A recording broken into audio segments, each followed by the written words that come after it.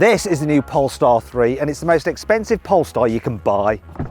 But this range-topping version with all the options on it costs £85,000. This means it's a direct competitor for the likes of the BMW iX, the Audi Q8 E-tron and the Mercedes EQE SUV. But is it good enough? To make sure it's competitive, Polestar's given it loads of tech and a really cool looking interior. They've also made it quite spacious too, so there's plenty of room for your family. And you can get it with the kind of kit you'd want with your high-end luxury electric SUV, such as an electrically deployable tow hitch. Premium. So is this car a Polestar or a step too far? I'm going to tell you everything you need to know. The Polestar 3 is a smart looking car. It's a large SUV, though it's actually got quite a sporty look to it with a sloping roofline. Wheel sizes start at 20 inches. These are the 22s, the range toppers, and you can get brake calipers in this sort of goldy colour and goldy little dust caps there for the tyres as well. As standard though, you get Brembo brakes. Look at this, you've got poppy-outy door handles, which are nice and easy to operate. Sometimes these kind of door handles are pretty horrible. Yeah, so press there and it should open, and now it doesn't. Now it doesn't. Now it does. But I like these. The front is really distinctive and I like this feature. It's got a sort of vent there. Really cool. I also like the way that they've housed all the sensors in this area here, and it doesn't look terrible like on certain cars such as BMWs, which are just like horrible big pieces of plastic. It's a nice looking car. I like the light design, and let's turn the lights on so we can have a look at them. Pretty cool. And I like this feature. Look, little illuminated Polestar there. The back's pretty distinctive, like the light bar, really cool design. And the way you've got these little slats in the light at the top. You've got this big spoiler up here, look, with this vintage going on.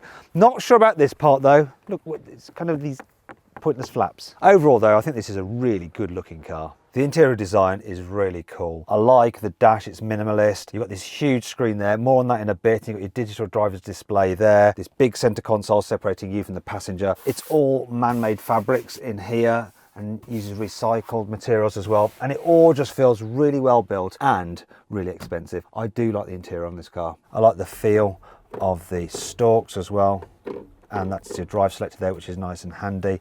And I'm glad that Polestar hasn't been tempted to put all the controls, such as for the wipers and stuff, through the screen like they have on Teslas. The seats are blooming lovely, really nicely contoured, and there's plenty of adjustment in them as well. Storage is great in this car. Look, you've got a huge cubby under there, you've got your cup holders here, you've got your... That was dramatic. More on that in a bit. You've got your wireless charging there for your mobile phone with those little vents to cool your phone so it doesn't overheat. There's loads more storage under here, 2 USB-Cs, and that's for holding your phone in place. Let's check out the glove box. So to open it, I have to press this button here, and watch this. Oh, the way it lowers feels expensive, as does the felt lining. This is all very good, and so too are the door bins. Look, they're huge. It's practical here in the front. Here in the back seats, there is one small problem. It's this. The seat bases are quite close to the floor because of the battery pack underneath there, which means you don't have much under thigh support. Fortunately though, because there's lots of foot space and lots of knee room, you can stretch your feet out like that, so it is very comfortable. In fact, the backrests are quite reclined, which is nice, and there's plenty of headroom. I do think that the Kia EV9 feels more spacious, and if you want to see my full in-depth video review of that, then follow the QR code on screen now, or click on the pop-out banner in the top right-hand corner of the screen. When it comes to carrying 3 people in the back at once, check this out, right? Look, come on, everyone in. So, bit tight maybe on shoulder room, but everything else? Yeah, pretty good. Yeah, pretty good, yeah. Pretty good. Other things I like, the fact that the rear windows go all the way down. You have big door bins here in the back. There's a couple of USB-Cs there as well, rear climate control and seat heating on the outer seats. Got easy access ISOFIX anchor points, which makes it very simple to fit a child seat in here. Fold this down, big comfy armrest and cup holders that are hidden. And we have airplane style folder pockets on the seat backs, really nice, as is the panoramic glass roof, which is standard on all models. However, there is something that I don't like so much. Unlike with something like a Mercedes EQE SUV, you don't have 3-way folding split seats. They're just 2-way, and look at this, the through loading is rather tiny. It's not great. The tech on this car is very good. The infotainment system runs Google, and the screen is nice and sharp. The processor's zippy as well. To access the different menus, you press this, and then you can go through different configurations and so on and so forth. One thing that is annoying that The climate control is done through here, so no physical buttons, which can be a bit of a faff, but you can use the voice commands through Google, your Google Assistant, like that, to ask the car to change various functions. I like the driver's display, it's nice and clear, and by pressing these buttons here, they look touch sensitive, but it's only for the selection choice there. You physically press them in to cycle through the different menus. Also, you can get the car with a heads-up display, and it's really nice and clear. There is a problem with this system though, and more on that in a bit.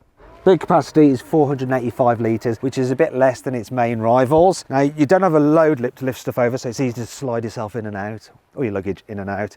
You've got this divider that you can position like that, so you can make use of this and stop things sliding around. And there's other bits and pieces, such as tie down points, there's nets, there's hooks, there's a 12-volt socket as well. Now, to fold down the rear seats, you can do it from here. I like the way it flops down the front headrest, look. And then you have a nice flat low bay. In fact, it's so flat, I could definitely sleep in here. So if you wouldn't mind just switching the boot, I'll leave you for the rest of the review. Oh, actually, I need to tell you something else, okay?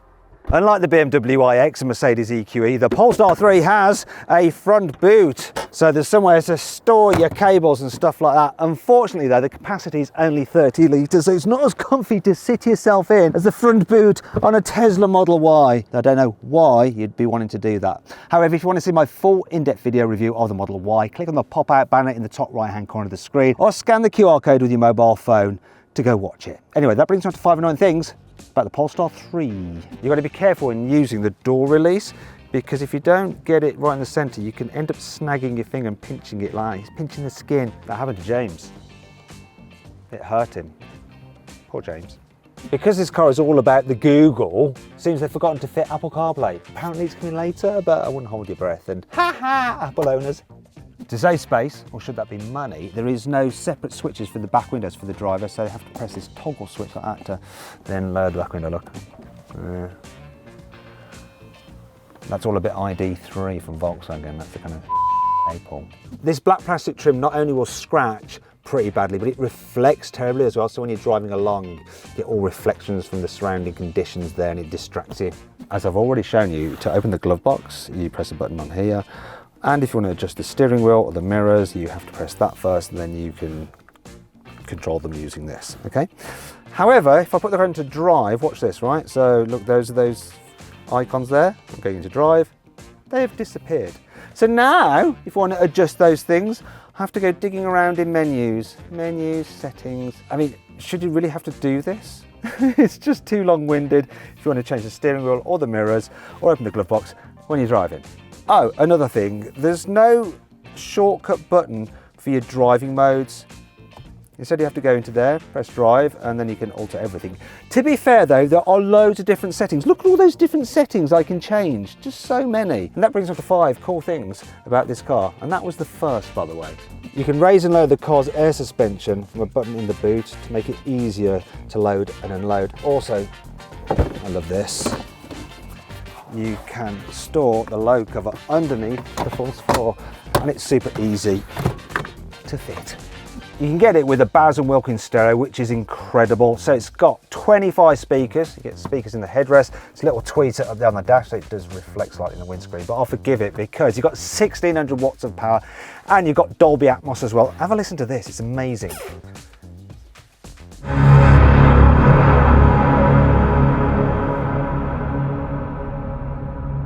You're probably not going to sense this, but the sound is causing me to vibrate, and I can sense it just swirling around the cabin. Wow! It's like being in a cinema. The panoramic sunroof has a special coating on it which can block 99.5% of UV rays. That means that you don't need a sunroof blind because it prevents the cabin from heating up. And the good thing about having no sunroof blind means more headroom in the back seats. The car is fitted with a special sensor which can tell if there's an animal or a child in the car, and it'll automatically turn on the air conditioning to keep the temperature just right so they don't get too hot or too cold. If you want to compare all the different versions of the Polestar 3, just pause the video so you can look at all the information you might need. This Polestar 3 is a really comfy car to drive. The air suspension on this particular version just deals so well with bumps. I wouldn't know that the wheels are 22 inches in diameter because it's just so good at just absorbing bumps. Look at that, I'm driving over these bits, just like, it's an expensive sound.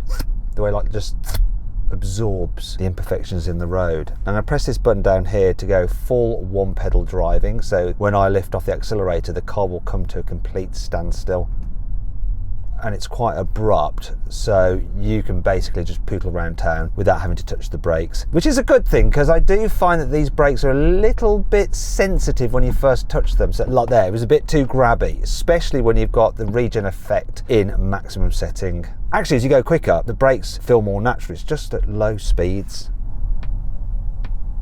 I'm not sure about that indicator noise.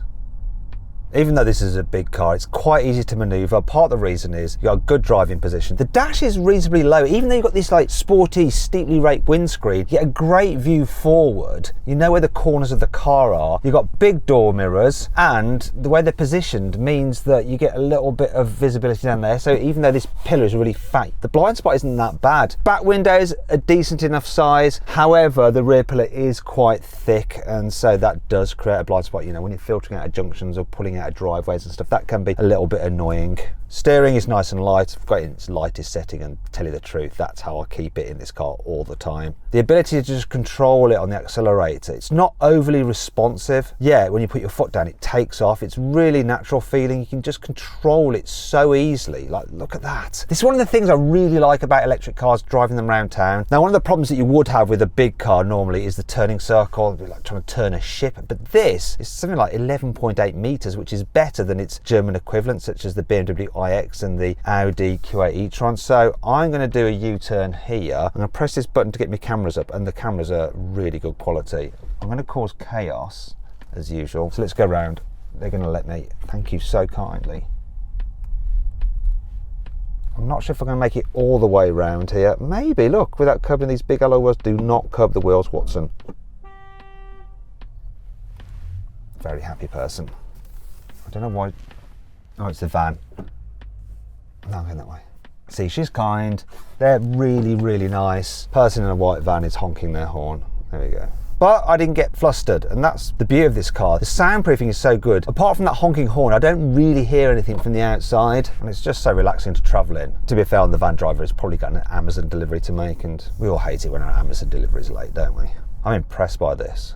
Wait, I've got an idea. Let's go on to auto cruise. Look, I can auto cruise in town. And I like the way that you can just accelerate to pick up speed, and then it will drop back down to the speed that you set.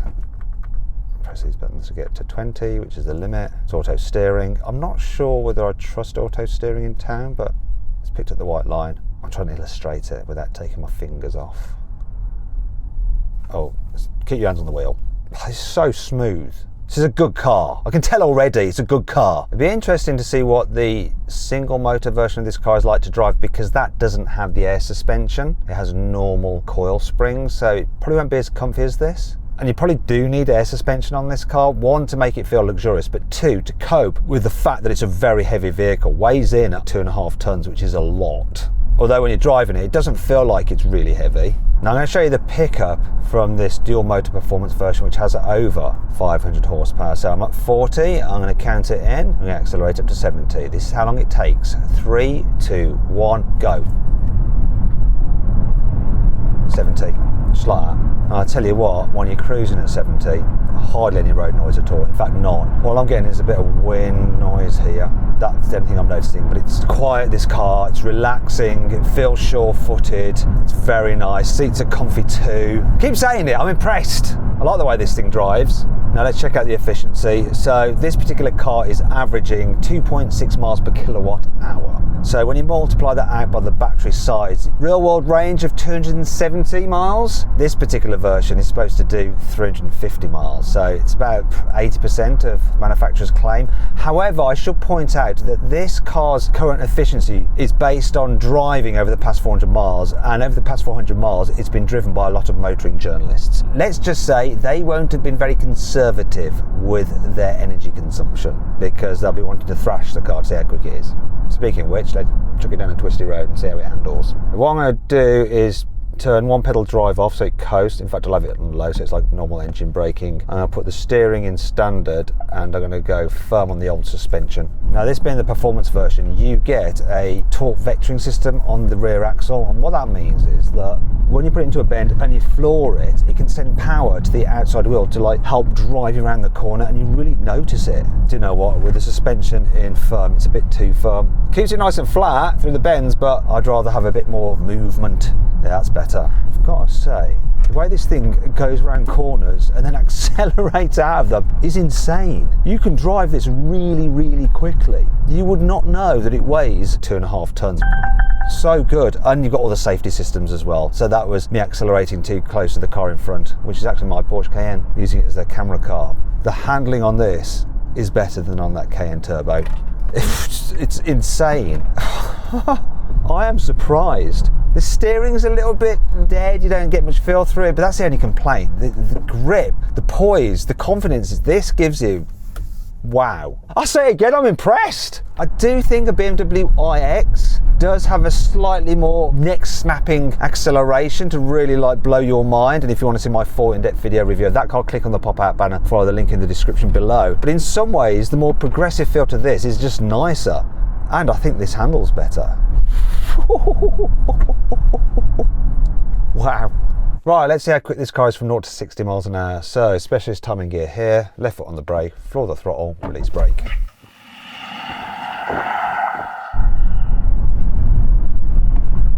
.55. It's quick enough. It's not Tesla quick, but it's quick.